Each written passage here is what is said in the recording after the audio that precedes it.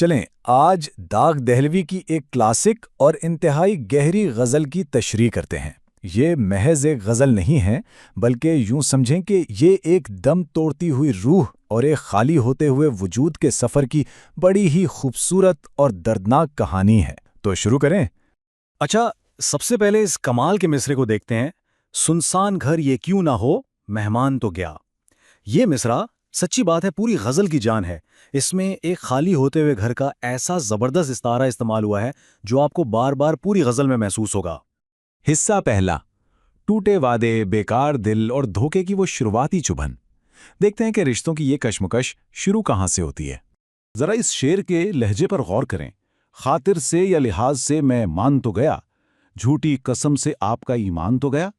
مطلب کتنا کمال طنز ہے نا۔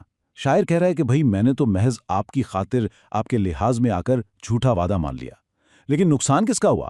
آپ نے تو جھوٹی قسم کھا کر اپنا ایمان ہی گنوا دیا۔ ایک ہلکی سی مسکراہٹ کے ساتھ کیا گیا یہ کیسا گہرا وار ہے۔ اور پھر یہ اگلا شعر دیکھیں، دل لے کے مفت کہتے ہیں کچھ کام کا نہیں، الٹی شکایتیں ہوئیں احسان تو گیا۔ یک طرفہ محبت کی اس سے بہتر تصویر اور کیا ہو سکتی ہے؟ آپ اپنا دل بالکل مفت میں کسی کے حوالے کرتے ہیں اور شکر گزاری تو دور کی بات، الٹا آپ کو شکایتیں سننے کو ملتی ہیں کہ بھئی یہ دل تو کسی کام کا ہی نہیں، احسان بھی گیا اور دل بھی۔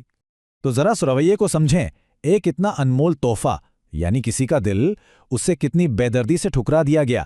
بظاہر یہ ایک عام سی بے رخی لگتی ہے، لیکن اصل میں یہ انسانی جذبات کے ساتھ کھیلا جانے والا ایک بہت بڑا ظلم ہے نا حیران کن؟ حصہ دوسرا، مہمان دل سے رخصت ہوتا ہے۔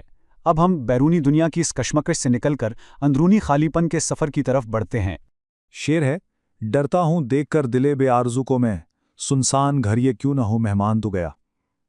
اب صورتحال یہ ہو گئی ہے کہ شاعر کو خود اپنے ہی دل سے ڈر لگنے لگا ہے۔ کیوں؟ کیونکہ وہ جو استعاراتی مہمان تھا یعنی محبوب، وہ اب جا چکا ہے، اور پیچھے کیا بچا ہے؟ صرف ایک ویران سنسان سا گھر۔ یہاں یہ جو لفظ آیا نا دل بے آرزو، یہ سمجھنا بہت ضروری ہے۔ دل بے آرزو کا مطلب ہے ایک ایسا دل جس میں اب کوئی خواہش، کوئی طلب ہی نہیں بچی، مکمل جذباتی سناٹا۔ اور سچ پوچھیں تو انسان کا اپنے اندر کے اس مکمل خالی پن کو محسوس کرنا یہ واقعی ایک بہت خوفناک تجربہ ہوتا ہے۔ اگر ہم موازنہ کریں تو ایک ویران گھر کا ظاہری خالی پن اور ایک بے آرزو دل کی اندرونی ویرانی، یہ دونوں بالکل ایک جیسی چیزیں ہیں۔ جس طرح مکینوں کے بغیر ایک ہنستا کھیلتا گھر کھنڈر بن جاتا ہے، بالکل ویسے ہی خواہشوں اور آرزوؤں کے بغیر انسانی دل بھی ایک سنسان کھنڈری تو بن کر رہ جاتا ہے۔ حصہ تیسرا، کھویا ہوا ایمان اور بے نقاب راز۔ اب دیکھتے ہیں کہ جب دل ویران ہو جائے تو اس کا اثر معاشرے اور روحانیت پر کیسے بڑھتا ہے۔ ذرا اس شعر کی دلیری تو چیک کریں۔ دیکھا ہے بت کدے میں جو اے شیخ کچھ نہ پوچھ۔ ایمان کی تو یہ ہے کہ ایمان تو گیا۔ شاعر سیدھا شیخ سے مخاطب ہو کر بڑے ہی کھلے عام اقرار کر رہا ہے کہ بھائی اس دنیاوی عشق میں اتنی طاقت ہے کہ میرا تو جو روایتی ایمان تھا وہ بھی ہاتھ سے جاتا رہا۔ اب یہاں سب سے دلچسپ چیز یہ بت کدا کا استعارہ ہے۔ شاعری میں بت کدا یا بت خانہ اکثر دنیاوی حسن یا مجازی عشق کے لیے استعمال ہوتا ہے جو روایتی مذہب سے ہٹ کر ہوتا ہے۔ اور یہ کمال کی بات ہے کہ کیسے شاعر نے اس ایک لفظ سے یہ ثابت کر دیا کہ رومانوی لگن روایتی عقائد پر کس حد تک بھاری پڑ سکتی ہے۔ پھر داغ کہتے ہیں، افشائے راز عشق میں گو ذلتیں ہوئیں، لیکن اسے جتا تو دیا، جان تو گیا۔ ظاہر ہے جب خفیہ عشق دنیا کے سامنے آتا ہے تو بڑی رسوائی ہوتی ہے، باتیں بنتی ہیں، لیکن اگر آپ غور کریں تو شعر میں ذلت کے ساتھ ساتھ ایک عجیب سا چھپا ہوا سکون بھی محسوس ہوتا ہے۔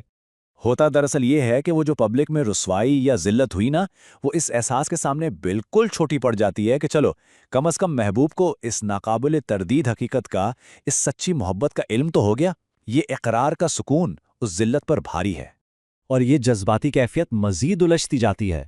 ذرا سوچئے، پیغام لانے والے یعنی نامہ بر پر غصہ بھی آ رہا ہے، لیکن ساتھ ہی دل اس المیے کے باوجود خوش بھی ہے کہ محبوب نے کم از کم نام لے کر تو پکارا۔ یہ محض یاد رکھے جانے کی ایک سچی اور المناک خوشی ہے جو اس دکھ کو تھوڑا سا کم کر دیتی ہے۔ حصہ چوتھا اور آخری، پروانے کی آخری رخصتی۔ ہم اس تشریح کے سب سے دردناک مرحلے پر آ گئے ہیں جہاں انسان بلاخر اپنی فانی حقیقت کے آگے پوری طرح ہتھیار ڈال دیتا ہے۔ شعر سنیے، بزم عدو میں صورت پروانہ دل میرا، گو رشک سے جلا تیرے قربان تو گیا۔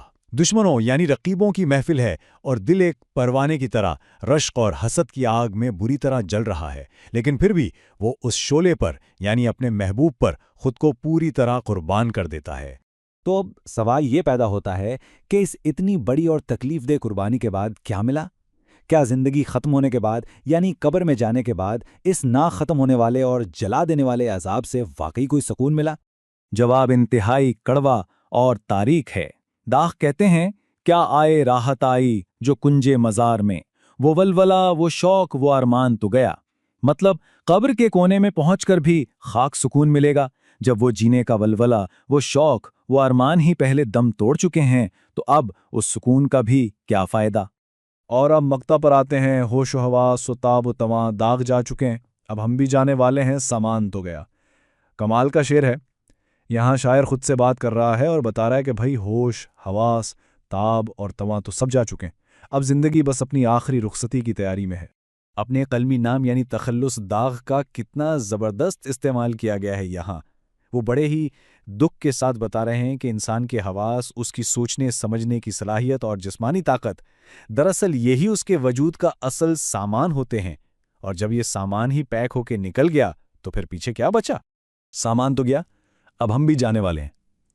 याद है बिल्कुल शुरू में जो हमने घर का इस्तिआरा डिस्कस किया था, वो अब अपनी हतमी और एक गहरी फलसफियाना इंतहा तक पहुंच गया है। इंसानी जिस्म का वो घर अब पूरी तरह खाली हो चुका है। पूरी गज़ल दरअसल इस अलमनाक सफ़र का निचोड़ थी, और ये जाते जाते हमें एक बहुत गहरे सवाल के साथ छोड़ जाती है। ज़रा सोचिएगा ज़रूर कि जब हमारे अंदर से इश्क, ईमान, आरजू और सारे गहरे जज्बात अपना सामान बांध कर निकल जाएं, तो इस जिस्मानी घर में असल में बचता क्या है? फिर इस तरह जिंदा रहने का हकीकी मतलब क्या रह जाता है? यकीनन ये एक ऐसा सवाल है जो काफ़ी देर तक हमारे जहनों में गूंजता रहेगा।